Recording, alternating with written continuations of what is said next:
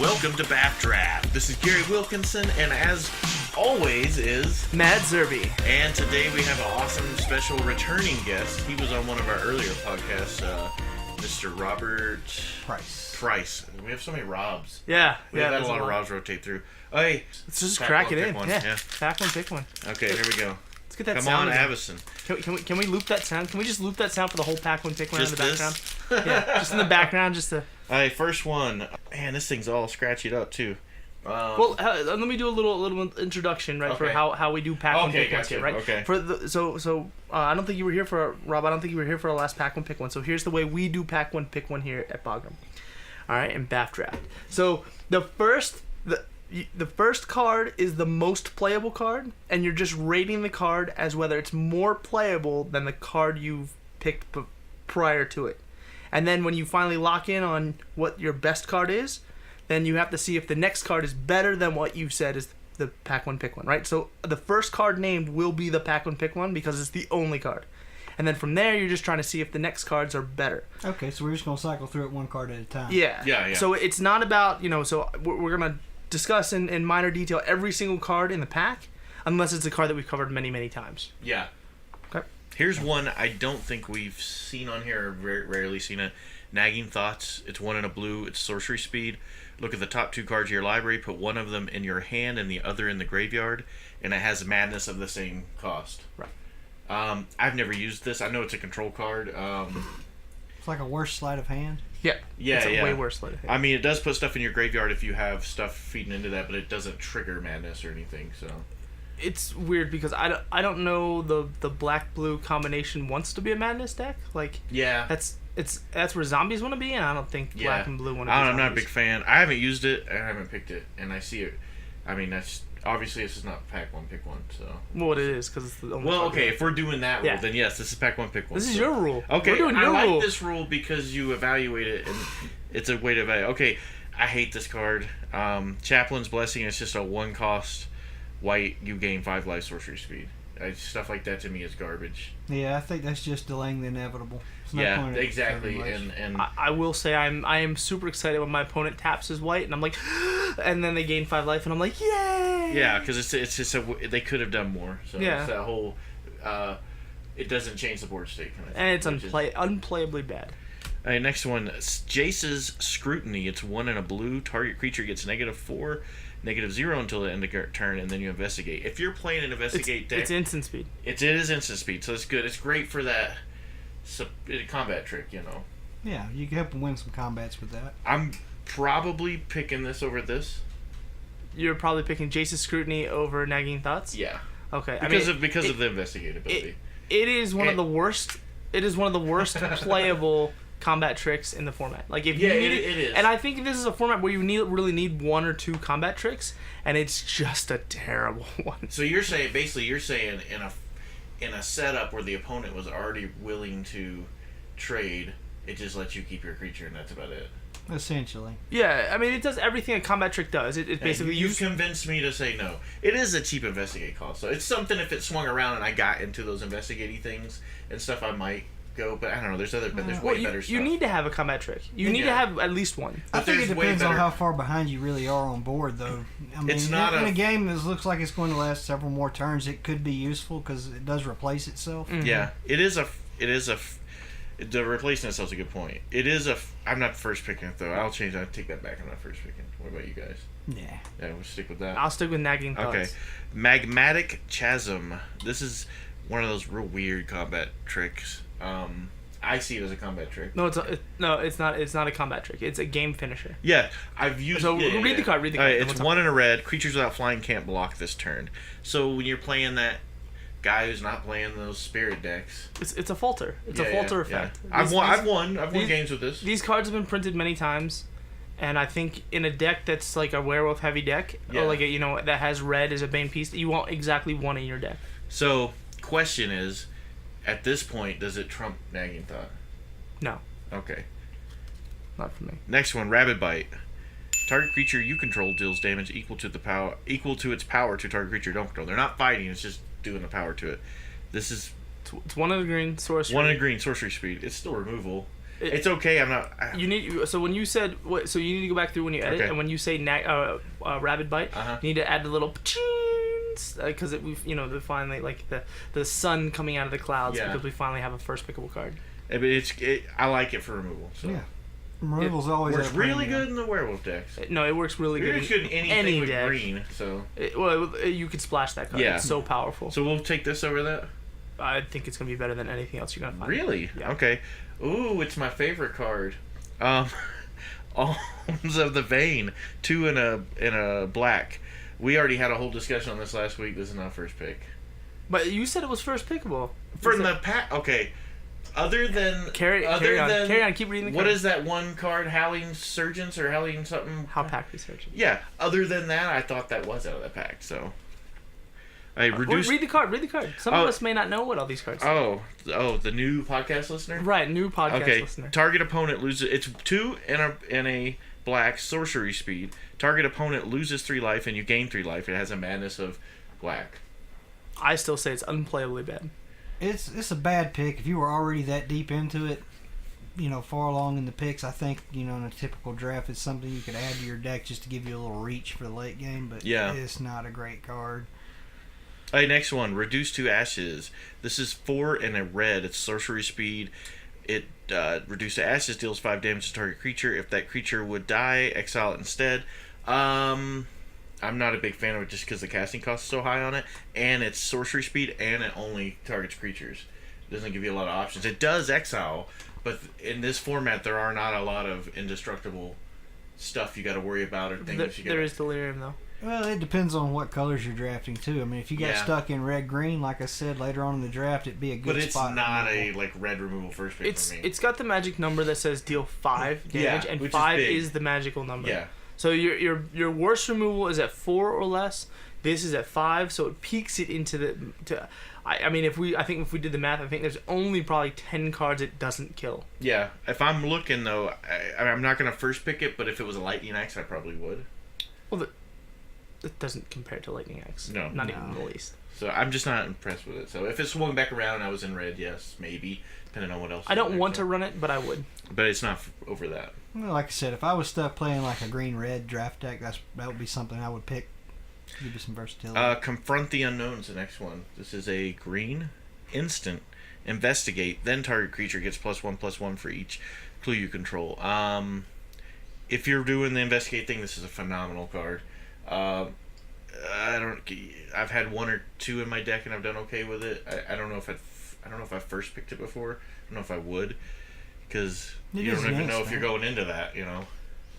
I still like the Rabid Bite better. Okay. Personally. There's one. Deadweight. Black, and it's a aura. I'm calling it an aura. Enchantment. Aura. Enchanted creature gets -2/-2. This will weaken. I'm not too big of a fan of this for enchantment type removal. You're not too big of a fan of the -2/-2 card? I don't get the joke. Well, it kills a lot of things outright, and it does change up some combat math. It will change up combat math. I think I can do more with that. I would rather the Deadweight than the Rabid Bite. Really? Yeah, because the Deadweight goes in more strategies. One, and I keep going back and forth about this, but I've noticed that there's a lot of 3/2s and 4/2s, and obviously 1 power creatures, but it puts that enchantment into the graveyard, which powers Delirium, which I think Delirium is just more in the dark. Pack 1, pick 1. I'd rather potentially have Delirium online than I would just to have removal spell. I mean, that's just me. Okay, but they're both feeding into Delirium though, right? Well, one's only a sorcery feeding into Delirium, which is relatively easy to get. Yeah. The other's an enchantment feeding into Delirium, which is way harder to get, and it raises the odds. I'm still probably going Rabid Bite on that. I like the black cards better than the green cards, so just because of my color preference is black, I'm taking the What about you, Rob? They're both solid choices for removal. It just depends on what you're up against. It depends on the board state. There's some situations where one's going to outweigh the other, but all in all, with the power toughness distribution across the creatures right now are most prevalent, I would probably take the Rabid Bite. Okay. All right, next one's Weirding Wood. 2 and a green. It's an enchantment aura. You enchant your land. When it enters the battlefield, you investigate, and then when you tap that land, you add 2 of any one color to your mana. It doesn't have to be whatever the land you enchanted. Mm-hmm. It's a good mana fixer. Man, I don't think you really need.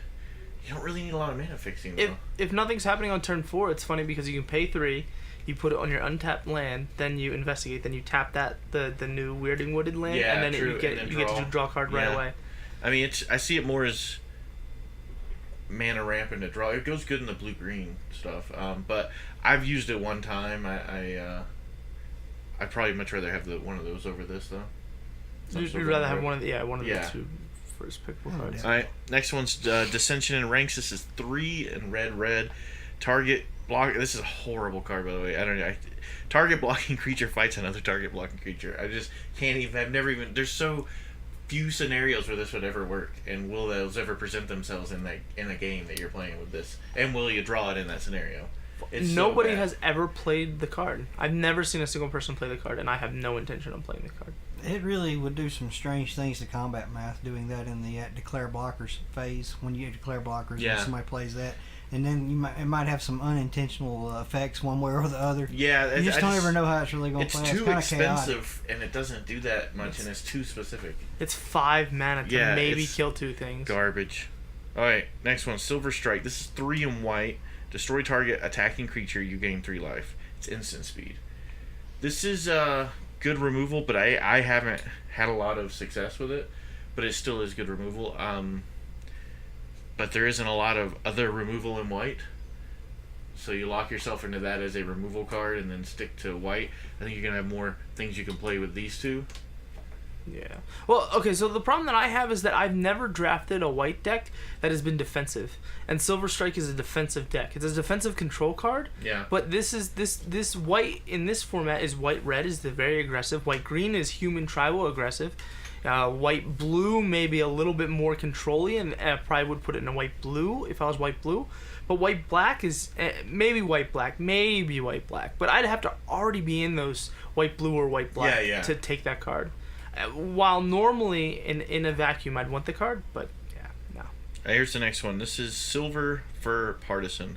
2 in a green. This is the rare in the pack. One of the. I don't know if there's another one. Trample. Whenever a wolf or werewolf you control becomes a target of an instant or sorcery spell, put a 2/2 green wolf creature token onto the battlefield. Now this is not a transform. It's a 2/2 as well. It's not a. Is this our first creature we've had? I think so. Yeah. It does not transform. It's not a transformable card. I've used these in draft before and could never get it to be. I mean, you can make it a target of yourself or whatever, but for a 2/2 for 3, and yes, it's a wolf. I don't know. I'm not really fond of it. It seems like a perfect target for Rabid Bite. Yeah. Because you just made a wolf, and then you bite something. Yeah. Yeah, I like that card. Gotcha. I don't like it. I don't like it better than either Rabid Bite or Deadweight. Okay. But I like the card. All right. Next one is Hermit. Well, hold on. There's still other people may want to have comments on it. Yeah. I don't think it's all that great. I mean, there's not a lot of spot removal that just indirectly kills something in draft right now. It's going to be too situationally specific, just like the previously mentioned removal spell where, okay, under these certain conditions, someone might try to target it with something. Mm-hmm. But either way, you're getting right back out of it what they killed it, so it doesn't really matter. It's just a trade-off. This next one is Hermit of the Nattercoals. This is our first and only flip card in this pack. It's 2 and a green. It's a creature, human werewolf. Whenever an opponent casts a spell during your turn, draw a card. At the beginning of each upkeep, if no spells were cast last turn, transform it. It's a 2/3. When it flips over, it's a 3/5 werewolf. Whenever an opponent casts a spell during your turn, this time you draw 2 cards. And if a player plays 2 or more spells during that turn, it flips back over. So, but at that point, would it matter? You're probably going to draw 4. Yeah, you're drawing 4 cards. I actually like this card. I've used it and got a lot of draw out of it before. So I think I would take it. Yeah, that's my pick. It's not a reason to go to me, it doesn't. It's not powerful enough to be a reason to go werewolves. Like it's not big on the one side. It's not big on the other side. Mm-hmm. And its casting cost is right on par for what I want to play for a 2/3. but its effect of whenever your opponent casts a spell during your turn, your opponent just doesn't cast spells in your turn. There's not that many. There's a lot of sorcery speed effects in this format where you're not getting all the benefits from draw a card like you normally would. If there were more instants and sorceries that your opponent, or instant speed stuff or flash stuff that your opponent would be playing, it would probably be better, or I mean, it would be better. But there's just not much in this format at all. But I'm also looking. There's only 2 creatures in this pack, so when it goes around, other people aren't gonna have creatures. It's also a human. I don't know. I would end up picking this one as the first one. I think you're looking too much into it. You realize the guy next to you and the guy next to him are the only 2 that are going to get any chance of getting creatures. Yeah. I still think Deadweight is the best card in the set, in the whole pack.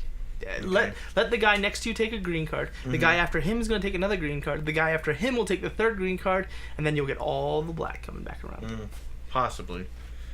Yeah, if you're taking the Deadweight, yeah. Yeah, there's only 4 playable cards in my opinion. There's only 4 relatively high pickable cards. It's the 2 creatures, the Rabid Bite and the Deadweight. 3 of those are green. Pass those on. Yeah. I'm still probably picking that. I don't know. I usually go after the removal first because that's the hardest thing to come up with. Yeah. I'd have to say I'd stick with the removal. That's gotcha. So my first pick. We all have 3 different picks here. I'm Deadweight. Yeah, unless I pull a Planeswalker or something. Well, It's just going to auto win the game if I draw it, typically. Yeah. Okay, so Rob, you were on a podcast with us, I want to say 3rd or 4th one in or something? I think it was the 4th podcast. One where we were talking about Legacy. Yeah. Legacy and Vintage. When I just had these 2 mics and we were out in the bay, it was kind of rugged. It was a really loud one. Yeah. So, now that we have you in the office... Studio B, or whatever we call it. You're our Geek of the Week. Geek of the Week. Geek of the Week. Yeah, I'll go in and edit all that. So. Oh, I know. Yeah. I'm just repeating it. No, okay. We're repeating the awesome sound we just heard. Gotcha. Okay. No, you're the Geek of the Week. I'm pretty sure we did Geek of the Week on him when he came in one time, but we'll do it again. No, because remember we were in the middle of a conversation about Legacy. This is before even doing Geek of the Week. That's true. I remember he walked in. He walked in and he was just standing there. We're like, hey, we got questions about Legacy. And we turned to our resident Legacy expert. So, how long have you been playing Magic the Gathering? Since summer of '94. That's pretty good time. I would say, obviously I know what your favorite format is, but what is your favorite format? I enjoy Legacy the best of all of them. Alright, and then favorite card right now? Well, no, is it colors, right? Colors first, then card? Is it colors? Yeah, it's colors, then card. Alright. What's your favorite color? Favorite color? I like a combination of colors, 2 colors played together. And I typically go with green-red is my favorite color combination. Okay. It always has been. I always love the ramp strategy. Yeah. And that's typically something you find in green-red. Okay. Gruul fan over here. And your favorite current card right now? Or do you even have one? That's a tough question. It's a very tough question. See, we're putting you on the spot. I wasn't prepared for this as the favorite. I have to pick one out of over 14,000 different unique cards. How about this? I got a better way to phrase it. How's this? What is the card that captures you as a Magic player the best? How's that for a question? Okay, that's a good one. What's your signature card? Maybe it's a card you play a lot. Maybe it's a card you just like a lot. Maybe the art speaks to your soul. What's the one card that's price? I'd probably have to say Emrakul's the Aeon Torn. Emrakul the Aeon's Torn, yeah, that one. Wow. All right. That's more along the lines of what I like. Playing spiky type Magic, I get to have all the fun. You have nothing. Okay. Fun, good times. So and then what else are we talking about on this? You were talking about a deck earlier you were working on. What was that? Yeah, I'm working on a red-green standard deck right now. Okay. Eldrazi build that some people have worked on in the past, and I kind of took their ideas and went with it. But since the rotation, I haven't had the best of luck with it. I haven't got it figured out yet. We're still working on it. It's a work in progress. I'm having some issues with the curve, typically on turn 3 to 4. I'm not finding exactly what I want to do ramp-wise. I'm really need like a rampant growth effect in it. Is that the deck we were playing the other day? Yeah, this is the one we were playing the other day that I'm still working on. I'm kind of up in the area about Hangerback Walker. I'm not sure if he's the right pick or not because he's not something you make an initial investment in. You have to make an investment every turn in a ramp deck. I want to get him out on turn 2, but my curve into my ramp is turn 3 is when I want to start ramping. Turn 3, 4 ramp, and I'm not sure that I'm going to have the extra mana left over on the end step. Have you thought about Hedron Crawler? I have thought about it, but I don't want it to be a creature. I want to get lands out of the deck. That's the thing. I was thinking maybe what is it? The Oath of Nissa. Oath of Nissa. Well, that finds you a land. That doesn't ramp you. What was the new card though? Nissa's Pilgrimage is one. Yeah, I use that one, and I'm using Explosive Vegetation right now. Okay. And that's your 3/4, but I'm really looking for something that costs 1 because I have 4 Hedron Archives in here also. And I'm thinking I might need to cut that back to about 2 because some of the other things I have, not only in there just for the ramp, but later in the game, after you've used them to ramp your stuff out, if you need to draw more cards, you can cash them in. So what's the payoff of all the ramp? You're talking about a bunch of ramps. So what is our payoff? What are we getting out of it? Well, we typically want to curve into a turn 4 or 5 Chandra Flamecaller. If we can do that, then turn 6. Is going to probably be either the Endbringer, which I run 2 of. We have ways to go get Ulamog out of the deck naturally. And we're also running World Breakers. Okay. Warbreaker, is that the green one? Yeah, it's the green one that blows up a non. That's right, because you were popping those in and you were messing with my Fevered Visions. Yes. Yeah. I like them. They're good spot removal for catch-all type answers that are not creature-based. And you have enough creature removal, available in these colors already. You have access to some... Let's see here. What are we running? Titan's Presence, which I run as a 3 of in the deck, running 3 Ulamogs and 3 World Breakers. You're typically going to have one when you need it. Also run 3 Kozilek's Returns. They're really, really nasty. They get the small stuff in the early turns of the game.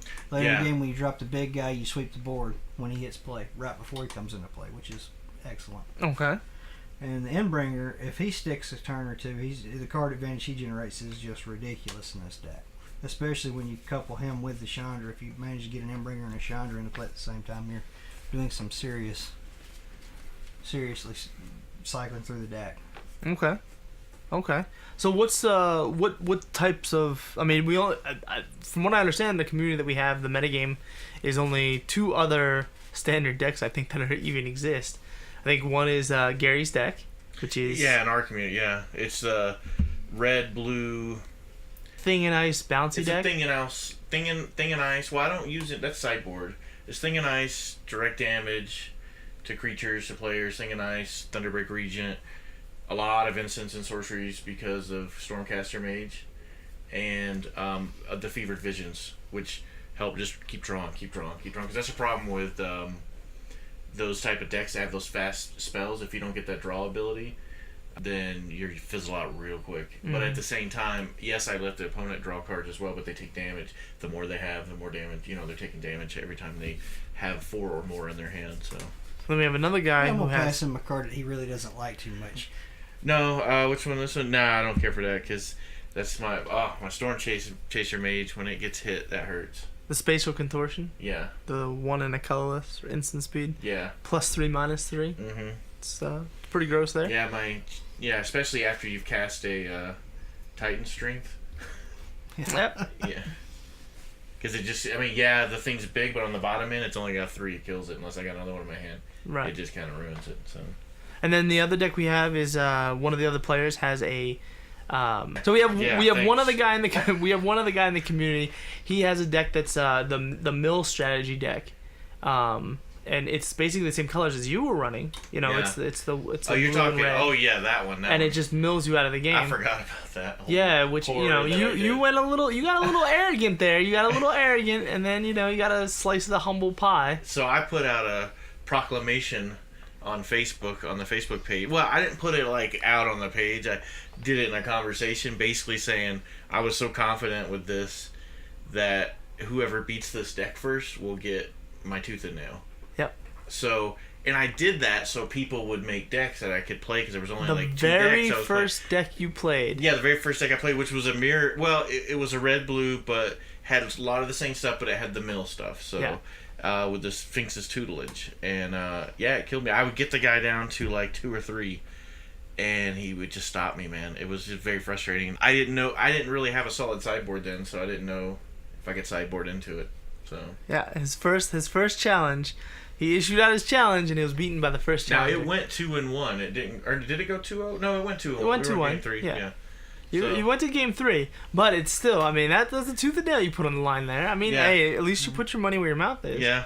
Millie usually runs out of gas, though. I was wondering what they were using to do all the milling. A lot of draw. He had a lot of draw stuff like the But I mean, is it spell-based or creature-based? Spell-based. All spell-based, yeah. So, and I have favorite visions that just fed into that. Because every time he drew a card, I was milling cards.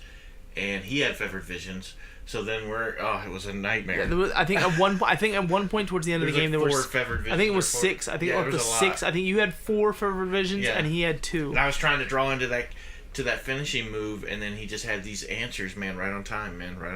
Because he'd draw a spell, draw a card, and then he could cast it because he had instant speed spells. Mm-hmm.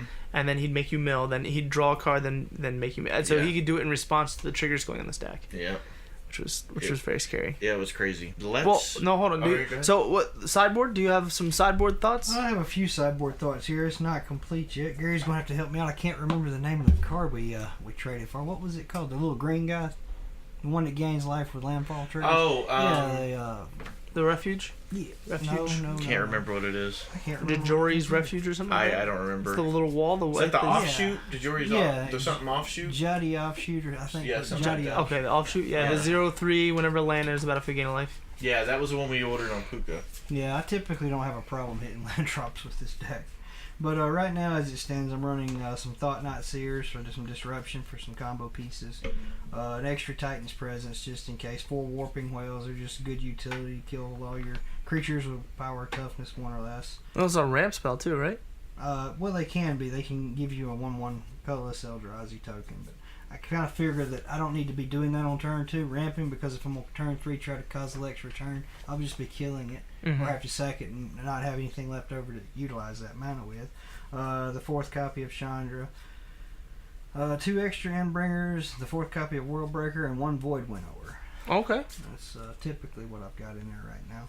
Thinking about putting a Kozilek in here. Also, just as a one-of. Okay. And trimming. So that'd be 2 in your deck, right? Well, no. I don't run any in the deck. Oh, okay. I just run 3 Ulamogs and the Worldbreakers and the Endbringers. Okay. Ulamog, the Great Distortion. Right? Oh, okay. That's the one out of. I'm thinking. That's the one that exiles 2 permanents when you. Oh, okay. Yeah. And exiles the top 20 when he attacks. Gotcha. The defending player. Yeah, I try to kill that before he swings. Wait, that's Kozilek. Is it Kozilek? Kozilek's the one that just exiles and mills. Yeah, because you played didn't you mill me for 21 time? Ulamog. Yeah. Is it Ulamog? Yeah, it's Ulamog.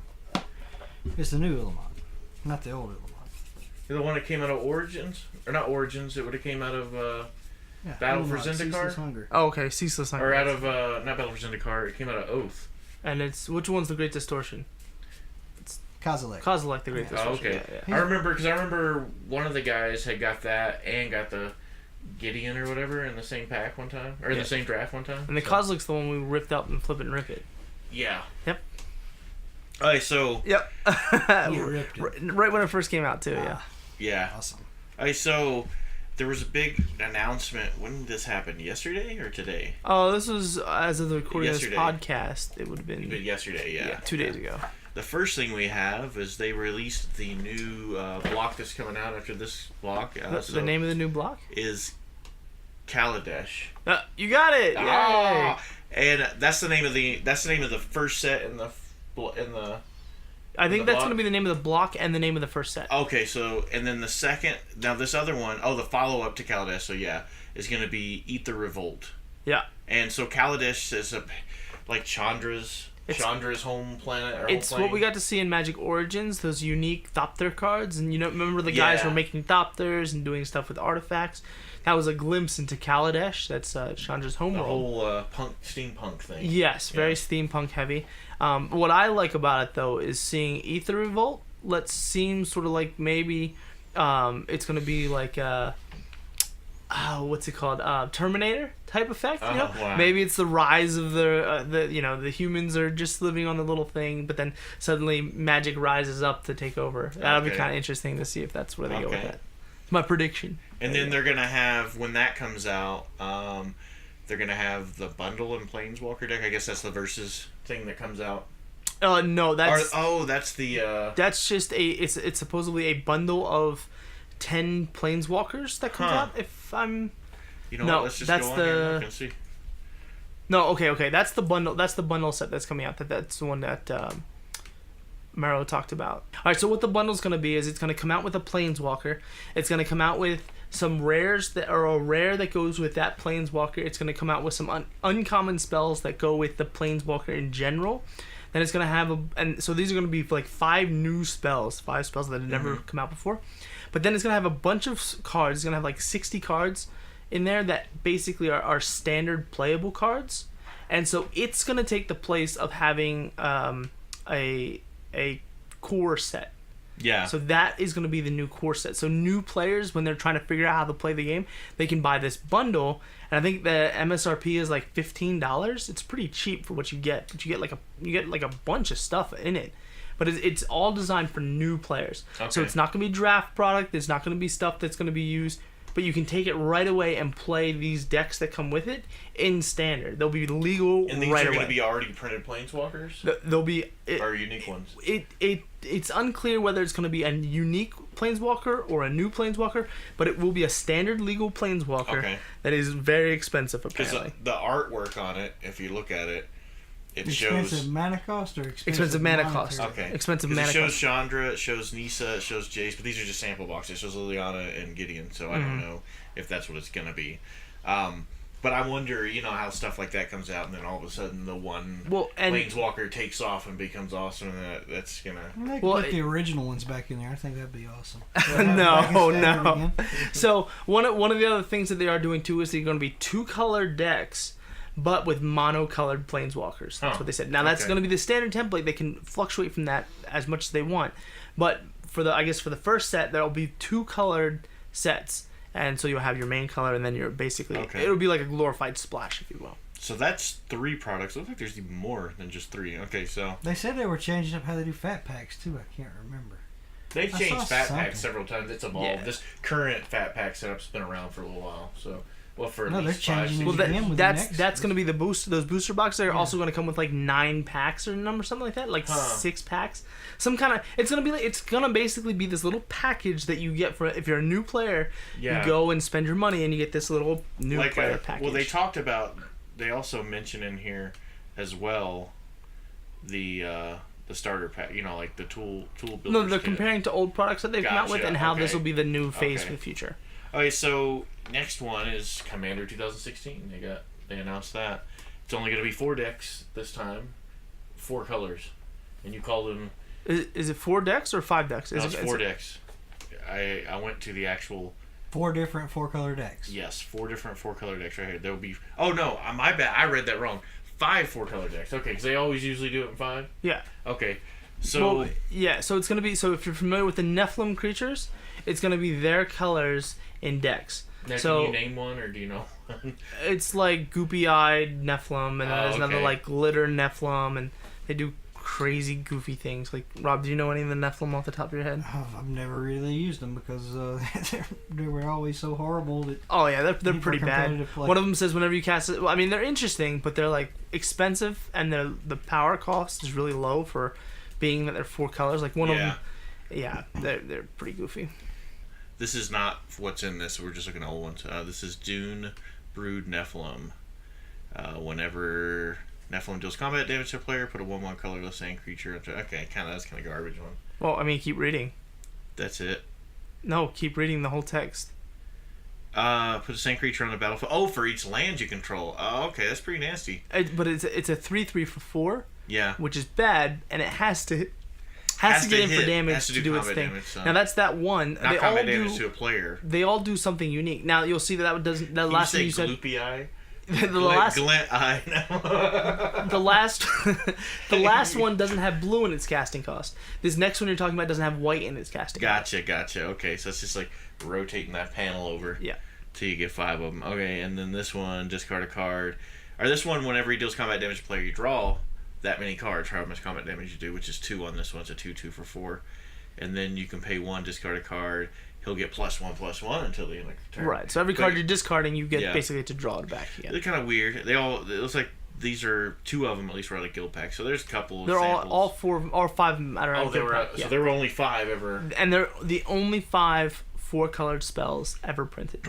Gotcha. Oh, okay. Everything else has been 5-colored or Interesting. 3-colored. So, the new sets, the new Commander product will actually be centered around these 5 4-colored decks. So it'll be interesting to see. They're gonna follow the same rules they always do. 3 playable commanders will be printed in each one. So that means, and now the Nephilim are not legendary. So as of right now, you can't make a 4-color commander deck, which is why this is so exciting. Gotcha. The other thing it's gonna do is it's gonna take the place of some of the naming that has been in the past. So right now, if you're running Jeskai and you have a swamp in there, people call it Jeskai being the white, red, blue color. And if you run with a swamp, they'll say, oh, it's dark Jeskai. Gotcha. Or ramp Jeskai if it's, you have the green in there. Yeah. This will actually create names for the 4 colors as opposed to goopy-eyed Nephilim. Gotcha. Hey, next one is Plane Chase Anthology. Plane Chase is the one with the big cards, and it changes the board state, right? Correct? Yes, the game of chaos where you would roll the chaos dice. Yeah. That one's pretty fun. So they got... Yeah. Let's see. Much like Dual Decks Anthology, this is Plane Chase Anthology, which will gather previous Plane Chase products together in one convenient package. And it'll come out on 25th of November. So it's just a repackaging? Yeah, it's a repackaging of the old Plane Chase stuff. All of them in the one package. I think this is going to take the place of... Do you remember the board game that came out last year? Yeah, I think this is supposed to be like the board game of Magic for this year, if you will. Due to the timing, the way that the timing is coming out so right next to each other, there's not going to be any real chance for people to play this as opposed to something else. So I think it's supposed to be its own standalone sort of product. Okay. Now the next one we have is Dual Decks Nissa versus Obnixilis, and this is coming out in September 2nd. So I'm assuming we're going to see some reprints of certain stuff there, obviously. Mm-hmm. Hopefully a Planeswalker or two. Well, no, it'll be Nissa and Obnixilis, so... What you looking at, Matt?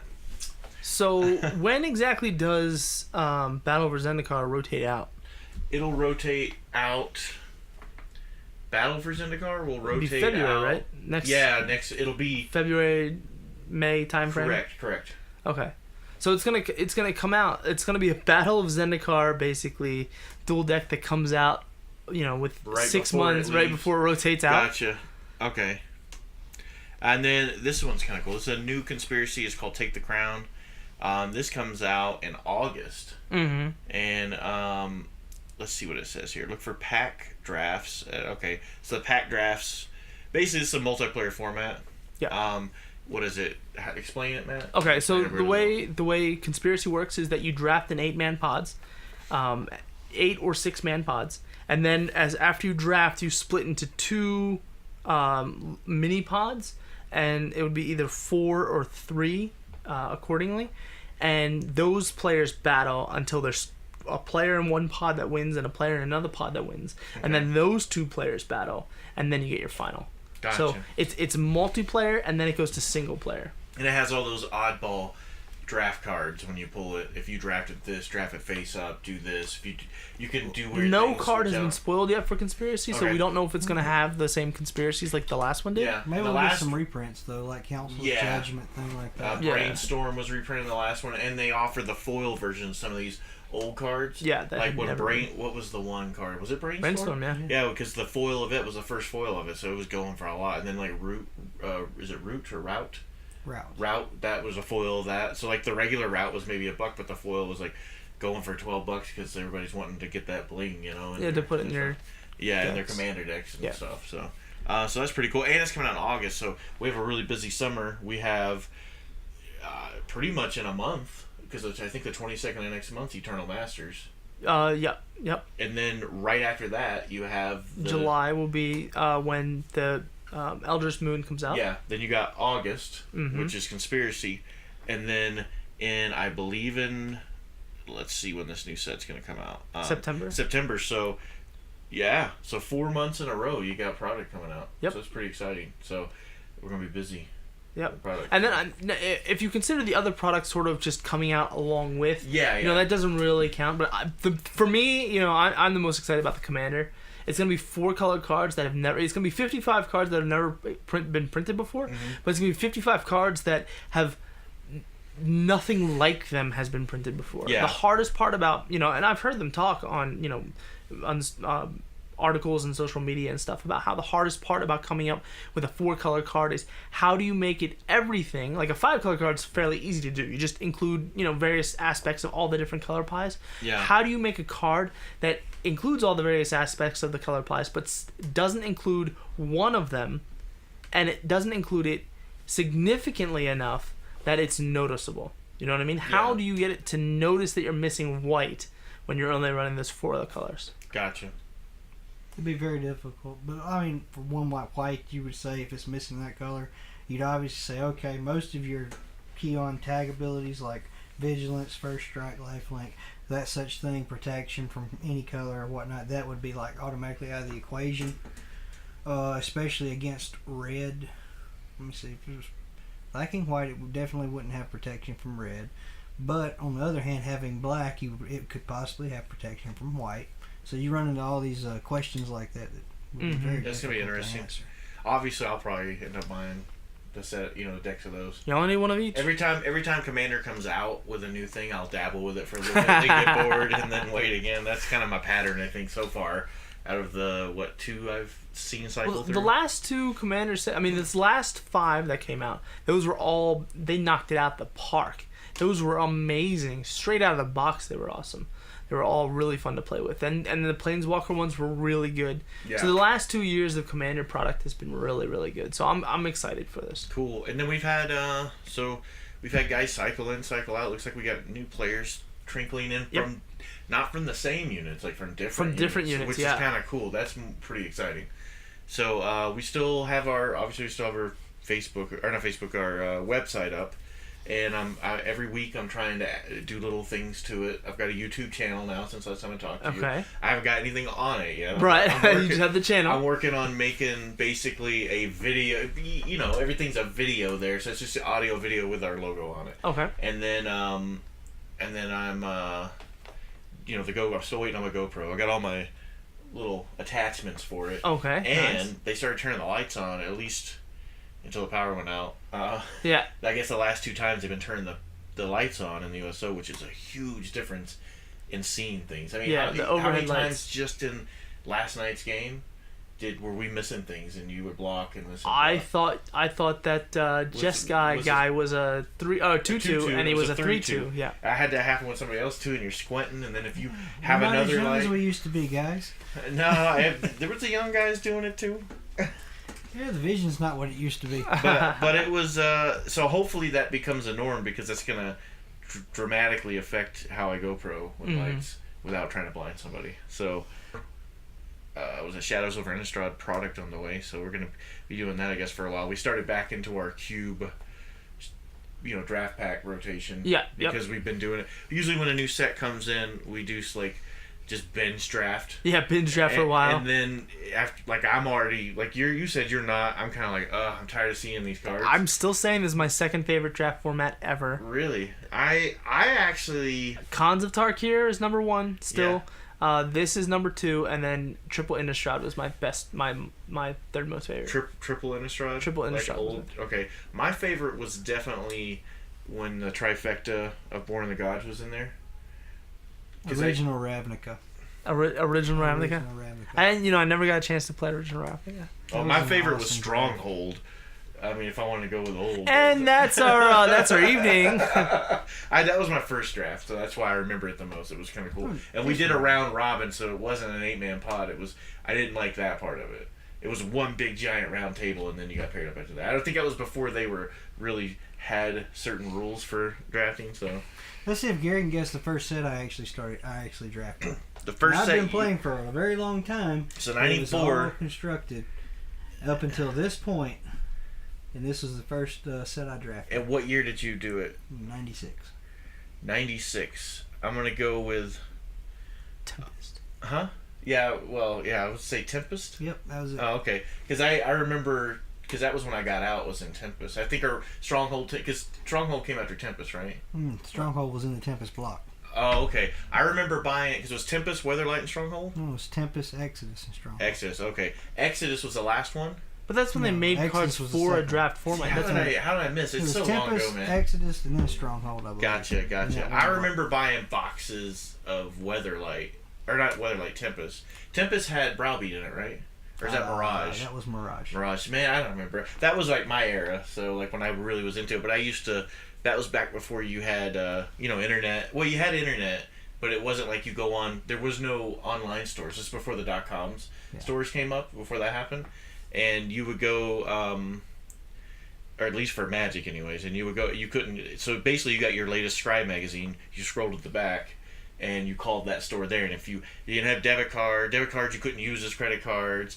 You had to have a credit card, and they weren't handed out like candy back then. So, and then you had to call or know somebody that had one. Hey, I'm going to give you cash. Can you call this in and have it shipped to me? Then you get. And back then, it was pretty cheap to get them. It's way cheaper with shipping and everything than it was now. And when the older sets would cycle out, they were like dirt cheap, like $70 a box. Yeah. So we used to buy 4th edition Ice Age, and I'd buy them in bulk and then sell them like they would retail to everybody locally. When I was stationed in Iceland, and so I would kind of for the most part pay for my own boxes, and then I would just massive collections. Well, we all know what block came out after Tempest block. Tempest was After it, the next block. everybody Everybody remembers that one. Tempest. No, that was the brokest block. What in about Magic's Urza? history. Yeah. Urza's Saga, Urza's Legacy, and Destiny. Urza's what was it? Destiny. Yeah, that's there's a lot of Broken things. yeah. What's the blue card with artifacts that gives you blue for? Tolarian Academy. Yeah, Tolarian Academy. You had Gaia's Cradle. Cradle, Sarah's Sanctum. Yeah, there's goblin Memory stuff in there, Jar. like nutso goblin cards in there. So remember Time Spiral. was it Chance? Frantic Had his little. So hey, is anything in here worth anything, or is anything in here good? Like I think he knew stuff was worth stuff. Like man, he had like a gem mint, Guy's Cradle, gem mint, just stuff his cousin I think or something. Yeah, just had sitting in closet. Yeah, it was crazy. So yeah, I did helped him puka a lot of that off. So There's nothing like somebody goes, oh, you play Magic? Here, I'll hand you some of this garbage cards, and it turns out it's like several $100s worth. Yeah, several. And he had a Yawgmoth's Will. All this stuff, and there was a lot of key cards. Tuesdays we have Cube Draft at the Warrior side. Yes. On Thursdays we have Vulture's Nest, and we're playing the SOI League cards. Mm-hmm. Then we have on Saturday we do draft, actual product draft here on Warrior side. All right, and then on Sundays we have. Yeah, so Sundays we have the Commander over the Vulture's Nest. The Vulture's Nest has actually been really supportive to us. And when we get with their marketing guy, they're actually going to buy product for prize support. So that'll be fun. Yes. Do prize support for Commander events. So that's really good. And then if you want to find out like what's going on, communications and whatnot like that in your own base here, just go to our group if you're not already a member. Mm-hmm. It's actually if you go to BAFDraft.com, it's got a link to there. Link to our Facebook group. Yeah. We also have a link to our articles on there. We have a link to our podcast, the podcast that you're listening to right now, and we have a link to our YouTube channel where hopefully soon we'll have some YouTube videos. We're gonna have videos. We're gonna have just random stuff, just entertaining stuff on there. Just another element for visual, because the only thing that you're gonna see that's not gonna be visual on there is gonna be just the podcast for somebody else to listen to. But we're gonna do the GoPro drafting thing, some other stuff maybe, I don't know, we'll just have to brainstorm. So so just stay tuned, and then we're trying to get more things out. We're trying to basically pay for all this and get draft stuff and trying to help out the BAF community. So there you go. Rob, you have any closing comments? Oh, nothing. I guess I'll catch you guys the next trip. I'll try to come better prepared next time. I kind of got through into this, didn't know what the subjects were going to be about until about 2 minutes before the show. He was our backup. Awkwardly unprepared. He had asked right before we started, hey, can I come? I was like, well, I got this other guy, and then he couldn't come, so then, fill in. So it was good to have backup. It's always better to have 3 than 2. So. Yeah. Hey, everybody, thanks for listening. We're tapping out.